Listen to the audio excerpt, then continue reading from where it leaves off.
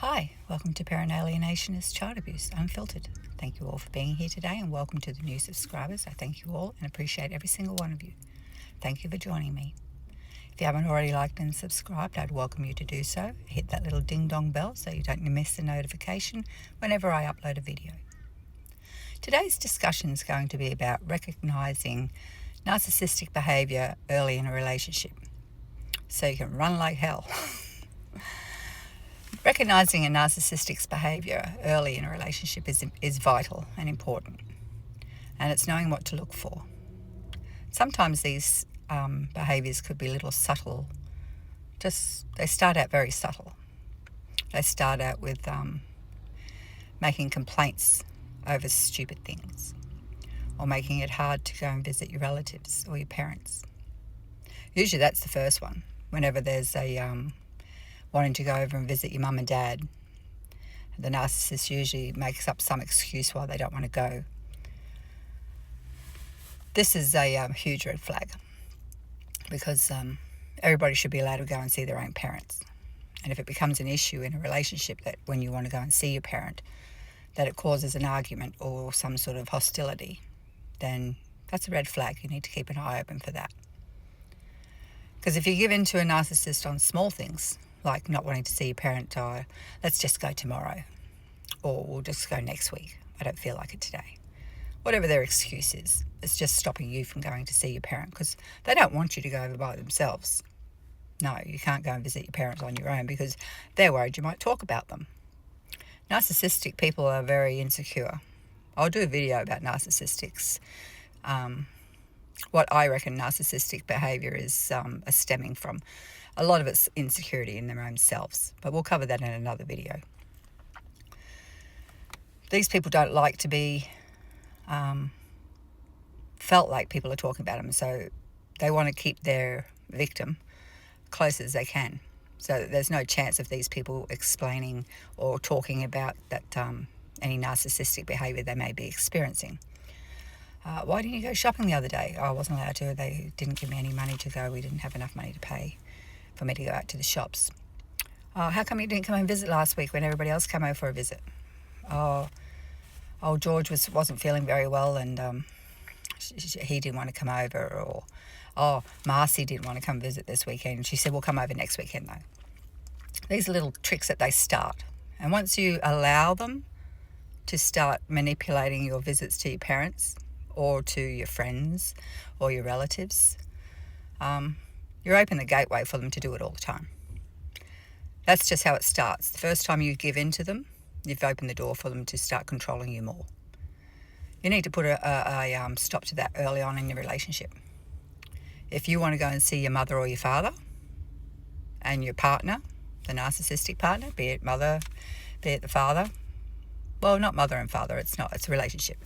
Be it the partner in your relationship who's the narcissistic parent that doesn't want you to go and visit your family, then you need to stand your ground and go, well, okay, well, if you don't feel like going, I'm still going to go. And we all know that dealing with a narcissist, saying this to a narcissist is going to set off a lot of fireworks. But it's important that this gets done straight off the bat, because once you let them control you on small things like that, they'll control everything that you do. They'll control when you're allowed to go shopping, how long you can be at shops for, who you're talking to on the phone for. Oh, I need a cup of tea, go and put the jug on. Oh, I need a beer, go and get me a beer, get off the phone.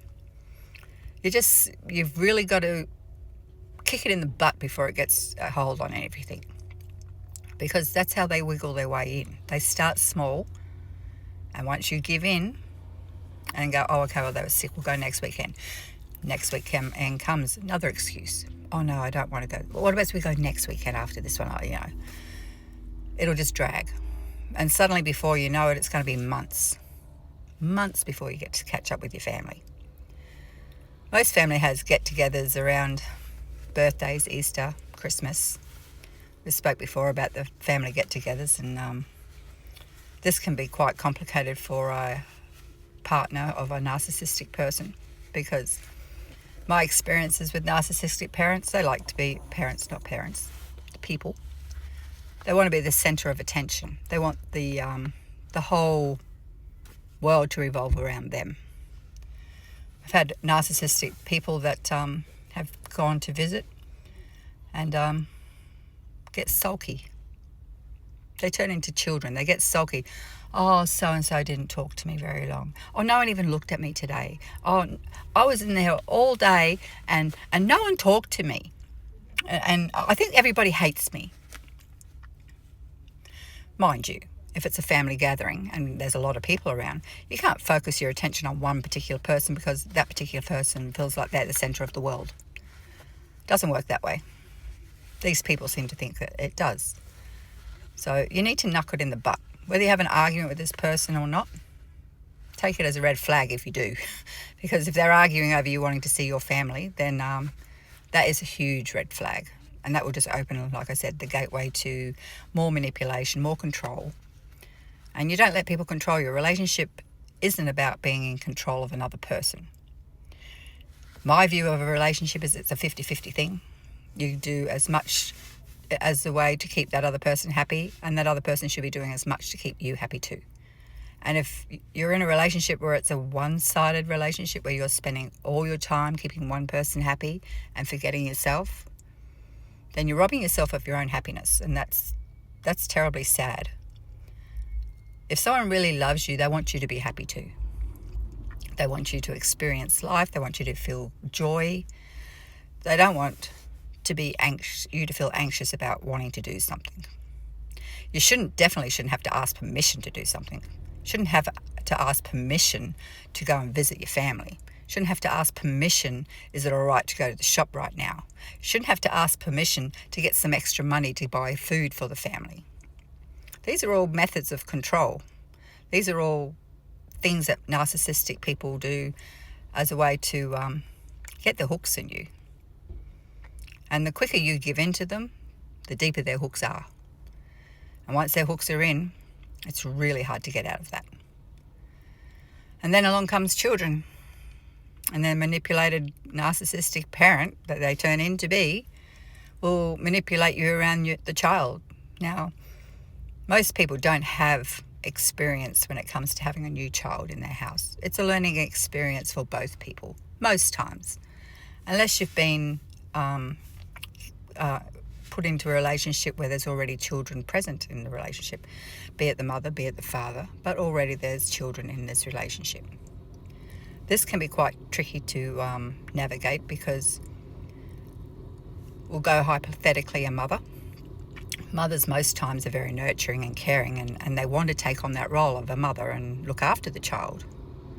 But you need to be careful with this one too, because if you start doing all the mother things to someone else's child, then that will be expected of you. You won't get appreciated for doing it. It'll be expected of you because you've already taken that role on. And the father, hypothetically, will go, oh, I'm going to the pub with the boys, you watch the kids. But your child's here to see you for the weekend. Yeah, I'll only be gone for an hour or so. That'll be right. You'll watch them.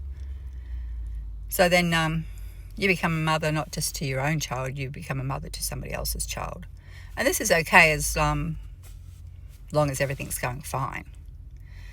But in step family relationships where another person takes on the role of mother or father or a step parent to another person's child, this can go quite well until disciplining is involved.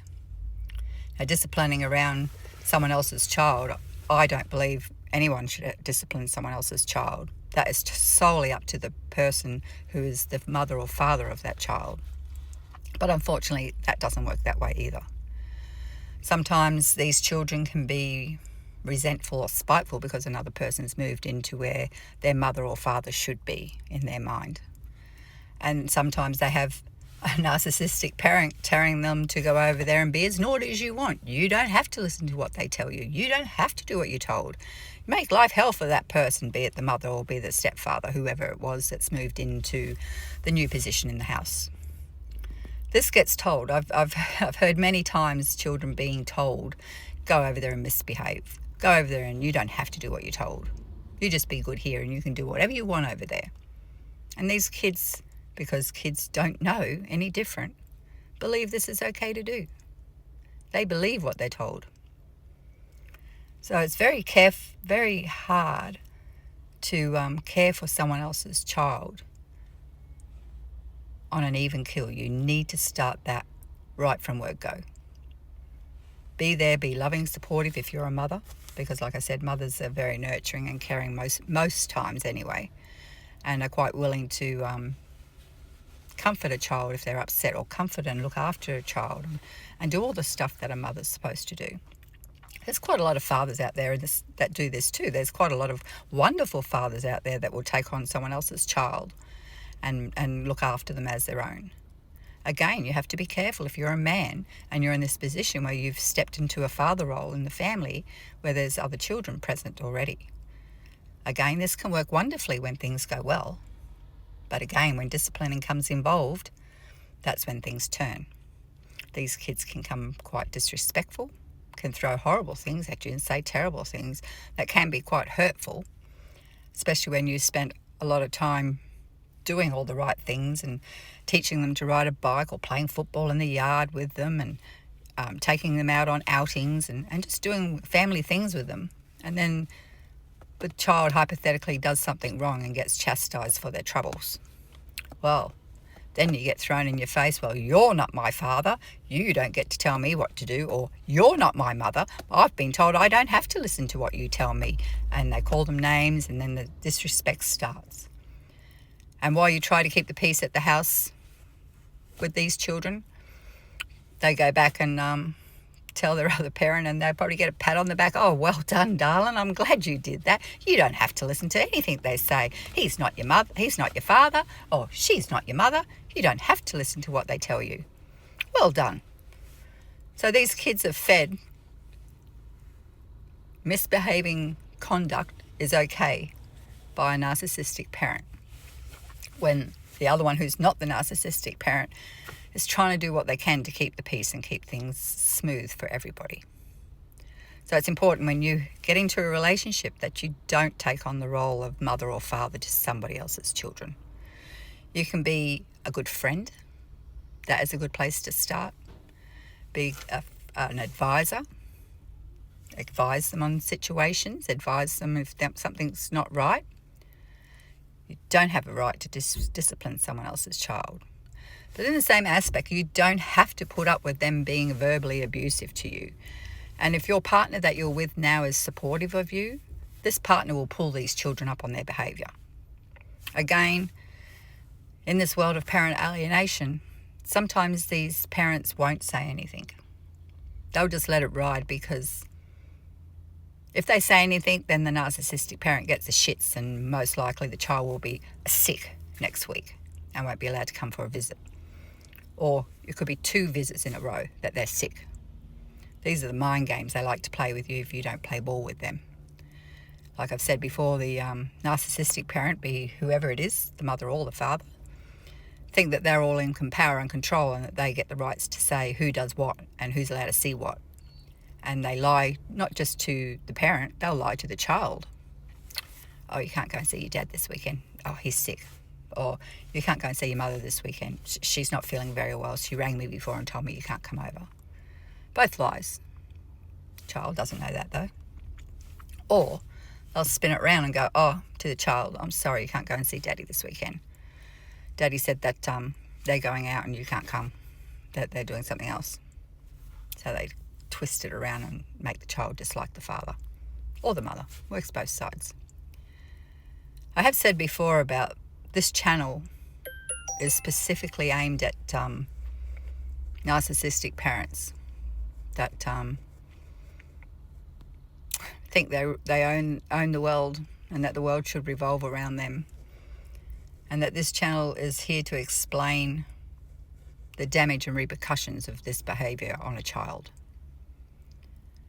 These people don't like authority. They don't like to be chastised or told what they're doing is wrong. You say anything like that to one of these narcissists, then they quickly turn against you, and you become their next victim, and they'll go out there and start saying lies about you too. These narcissistic parents are very good at lying and manipulating people. So when you're starting a new relationship, and new relationships should be exciting and full of joy and wonder how it's going to develop and how it's going to go.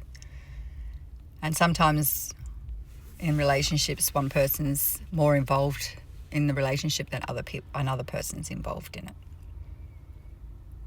But it's important to figure out early in your relationship where you stand. Are you involved with someone who's going to be a narcissist? Now, you don't always know a narcissist is a narcissist until you've been in there a while and been copying the abuse and the control. Until someone points it out to you that what's going on isn't right. You should be allowed to go and visit your parents, hypothetically. You should be allowed to take your children over to see their grandparents. And if any of this is the issue, then, like I said, take it as a red flag. Especially if it's really early in the relationship. Unfortunately, the narcissists have a good way of manipulating people into believing the bullshit they're spinning. You must be, okay, well, we'll just go next weekend. You must be feeling really bad, then we don't want to go visit. That's okay, we'll just go next week. Oh, that's okay, I'll take the kids over maybe next week when you're feeling better. But then find out the next day everything's fine and the narcissistic parent wanted to go and do something on their own. But that's fine. They're allowed to. They're allowed to go and do anything they want, but you're not. No. You have to do what I tell you to do. If I don't want you to go and see your parent, you can't go see your parent. If I don't want you to take the grandkids over there, don't take the grandkids over there. Oh, but I'm going in my car and I'm going to take my kids to see my parents. I'm going to take my kids out for the day. And you can do whatever you want. I don't care. But it's different if they want to do something. It's really hard to put into words the manipulation and control these people can have on other people. Because these narcissistic people are so good at spinning stuff. Narcissistic people are so good at always trying to play victim. Always the victim. Oh, no one talked to me at this party. Oh, everybody hates me. Oh, I went there and we were there for hours and they only said hello to me once. Like, I want to be centre of the world and nobody wants to talk to me about me. No, we were there for someone else's birthday. Or you're there for someone else's party. It's not about you. The world doesn't revolve around a narcissistic person. And the more people give in to these people and give them what they want, the more these people think that the world does revolve around me. That's right, it does. You all bow down and do what I tell you to do. Otherwise, I'll get cranky and mad and then you still have to deal with that. And nobody wants to deal with a narcissistic person in the shits. No, that's poison on a poison stick for sure. What you have to do is just stay alert. Stick to your guns. You want to do something and it's in reason. Don't go out and be a prick or a bitch. Do it if you want to do something. I say the parent visit because that's usually the first thing that goes. Isolating them from their family, isolating them from their friends. Family comes first though, because once they work out that they can manipulate you for not seeing your family, then they work on the friends. So then they isolate you so you're by yourself. So then you become codependent on them. They like that because then, you can't live without them. You have to ask them for money. Have to ask permission to go to the shops. Have to ask permission just to wipe your nose sometimes. Yeah. I've had people that have said to me that they'd been in an argument with a narcissistic person and all they did was cough or sneeze and got accused for being verbally abusive toward them. So you need to pick your partners carefully. You need to take your time. You need to get to know each other properly. Don't rush into things. Because once you're in there and you have a child, you're connected to that person for the rest of your life. Or till that child's 18 or more. That person will always be in your life. That's why I always say don't rush things and don't have a child with someone you hardly know. Because in the end of all this, you can walk out the door once you've worked out that you don't want to be with this particular person anymore. But once you have a child, then that child's usually stuck with a narcissistic parent. And these people take their frustrations out on these children. Child might look a little bit too much like their dad or too much like their mum as a constant reminder. These kids cop the hard time. You get kids that may sound or have similar mannerisms to their other parent. And this pisses the narcissistic parent off as well.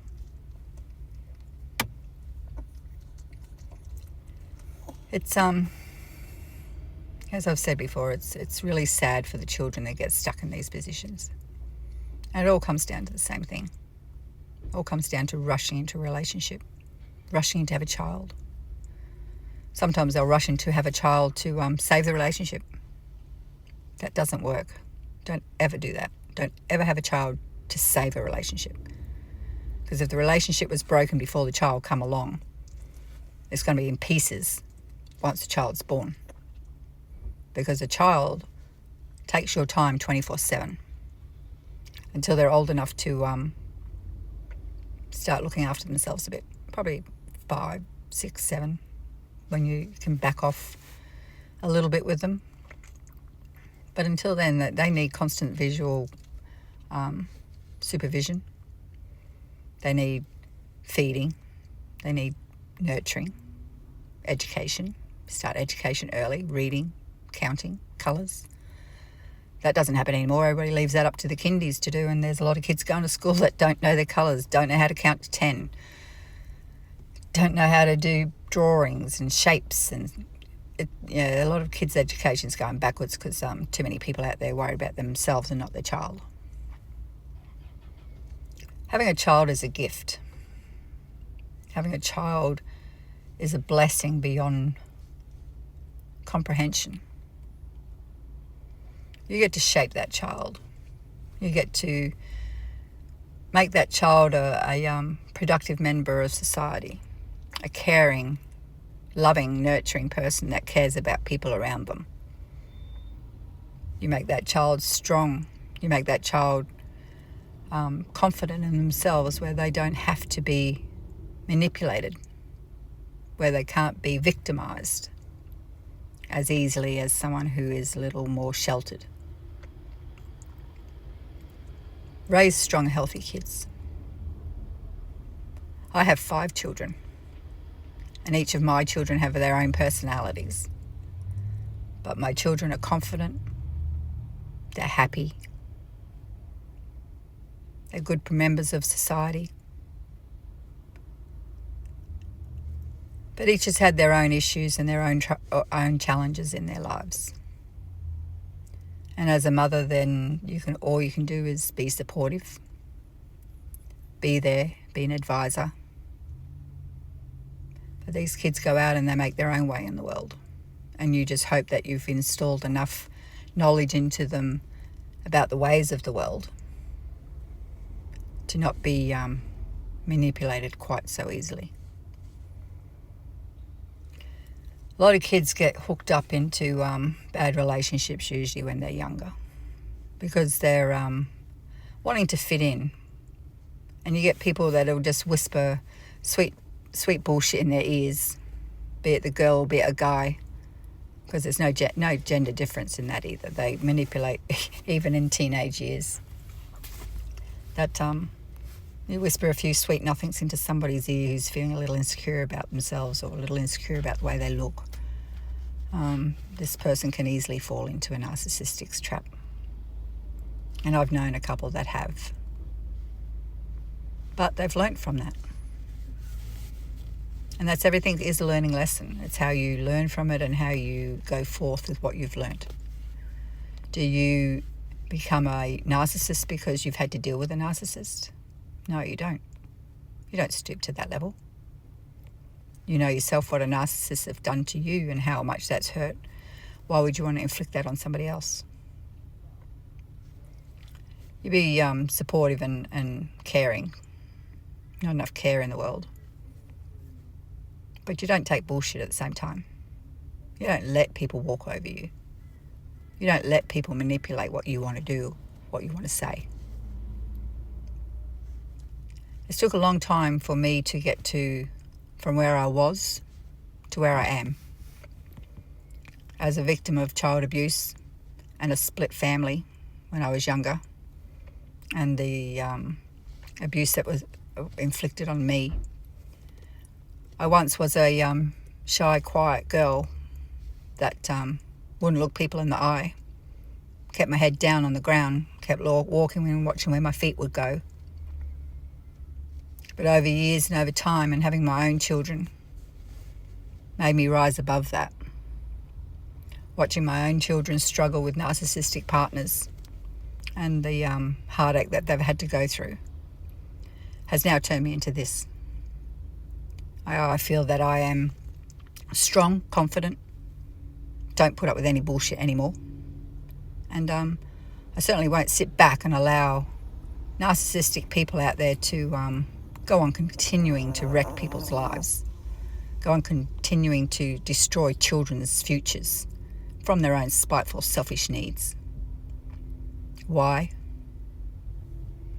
99% of the time, couldn't get over a relationship breakup. Someone moved out with somebody else. He found a new partner. She found a new partner. Relationship didn't work. That's what happens with relationships, particularly if you have rushed into it and you haven't got to know each other. So be wise, be smart. Take your time. Take your time. It's not going anywhere. Life's not going anywhere. Take your time and just enjoy each other. Enjoy each other's company. Enjoy each other's laughter. Enjoy each other's pain. Because everybody carries some sort of pain in their life.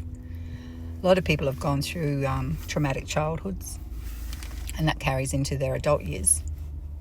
Some people can deal with that a little better than other people, and some people can't. If you're having trouble dealing with the trauma from your past, it is important to seek help with that, or find a trusted person you can confide in. Because sometimes just talking about it and unlocking that dirty little secret you've had to carry and have that burden with you since your childhood, sometimes just talking about it can be a big release. But either way, you really need to deal with the past, because the past will affect your future. And the future could be wonderful. The future can be bright and happy. But if you're still having trust issues or still dealing with trauma, then this will follow into another relationship. So it is important that if you are struggling with your mental health because of childhood trauma, that you seek some sort of counselling for that. Or, like I said, someone you can confide in. Because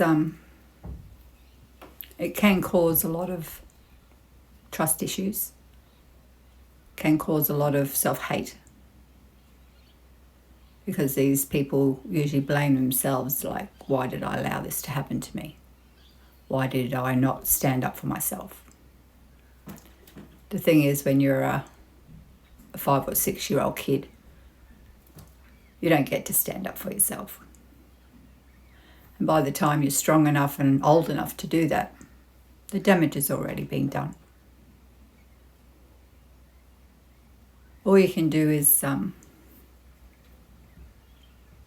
that was the past. Leave it in the past. Don't be a victim of that anymore. Choose to be a survivor of that anymore. State of mind is very important when dealing with mental health issues. That's why I say about with parent alienation and the abuse and trauma that goes with that. You could be a victim of that, or you can be a survivor. I was a victim as a child, but I survived. I'm a survivor now, and I use my story and my experiences to help educate other people, to help people understand you're feeling like that for a reason. You have trust issues for a reason. Maybe look a little deeper into your past and just see. Some children block out their memories of bad trauma. That's the body protecting itself. And if you have trouble thinking about it, then maybe it's best left unsaid, and focus on going forward with life and focus on happy things. And watch out for trigger points, because a lot of people that have been victims of particularly physical abuse or mental abuse or sexual abuse, there's trigger points that can cause flashbacks. They're called flashbacks because it takes you back to where it happened, the time that it happened, the feelings that are involved when it happened. It brings that trauma straight up to the surface again. And that can be a really hard thing to cope with. What I try to do if I have flashbacks on my past is I mentally close the book, mentally make myself think of something else that makes me happy. I'm surrounded by animals. I have, as you know, 7 dogs and 2 cats. And they're always my constant companions, and they keep me busy. They keep my mind busy. And this channel's keeping my mind busy. It keeps me in the knowledge that this is still happening to people. This is still happening to children. And I think it's time that people are made aware of the damage and repercussions their actions do. And I always say about education in school, they need to have education in school where they're taught that certain ways to speak to people is not okay. If someone speaks to you that way and it makes you feel bad, then they need to learn how to cope with that or how to deal with that sort of situation. Because there's a lot of narcissistic people in sheep's clothing. They pretend to be nice, they pretend to be this perfect person in society. But behind closed doors, they're quite an evil, nasty person. And inflict emotional and physical trauma on those people around them. Anyway, I'm going to leave this one here today. Again, I thank you all for being here today, and welcome to the new subscribers. If you haven't already liked and subscribed, I'd welcome you to do so. I'm going to be doing another video very shortly in regards to, maybe I'll call it a different perspective. Through a child's eyes of watching their parents implode on each other. Anyway, stay safe, stay happy. If you see a kid lonely or upset, there'd be a reason for that. Maybe go and check if they're okay. Or if you know a man or a woman going through this parent alienation, maybe just check and see if they're okay. Because a lot of these people put on brave fronts. Because it's like any trauma in life, in my opinion. Nobody truly understands what it feels like unless they've walked those shoes. No one knows the damage verbal abuse can do to somebody unless they've experienced that. Nobody can understand the damaging and fear that comes with being physically assaulted and abused unless they've experienced that. No one can understand the shame and humiliation that's felt when you're sexually abused by people that are supposed to protect you and look after you unless they've experienced that. These are the betrayals that narcissistic people put onto people without the care or foresight to realise the damage that they're doing is going to affect that person for the rest of their life, affects that child for the rest of that life. Some of these people do this in private. Like I've said, on the outside, they appear to be wonderful, loving people, careful, carefree, but behind closed doors, they become evil and nasty. Some people have no shame and do it in front of the whole world. Look at old Mr. Harry out there, Mr. Prince Harry, got little old Meghan Markle. You want to see a classic narcissistic person on display? Go look her up. She's a picture perfect painting of what a narcissistic person is and the damage this person's causing. Classic things started first with isolating him from his family. Next, the friends went. Now he has nobody. She's wrecked him. Yeah, go look her up. She's your classic one that's on display for the world to see what a narcissistic person can do. There's just as many men out there as what there are women that are experiencing domestic violence. There seems to be more of a focus on the women's side of the field because for some reason women are seen to be the weaker sex. And while I did grow up watching my mother being used as a punching bag, I've also witnessed men being used as punching bags as well. So there's no gender description to say one does it more than the other. And I've had people come on here and question that and have pointed fingers in different directions. Oh, the girls are worse. Oh, they're horrible. They're the ones that do all the manipulating. Oh, no, the men are the worst. They're the ones that come up here and they're the stronger and they do all the manipulating. It's a pretty even kill on my side of the fence. I've had the unfortunate dealings with both sides. Narcissistic men and narcissistic women. And their mannerisms and their traits are pretty much the same. But like I said, I'm going to leave this one here and maybe keep an eye open for the next video because I think that will be quite interesting as well. Anyway, stay safe, stay happy. Like I said, you see a kid upset or crying, go check they're okay. And if you know a man or a woman that's in this situation where they're missing their kids, maybe check they're okay too. Anyway, catch you on the next one. See you guys.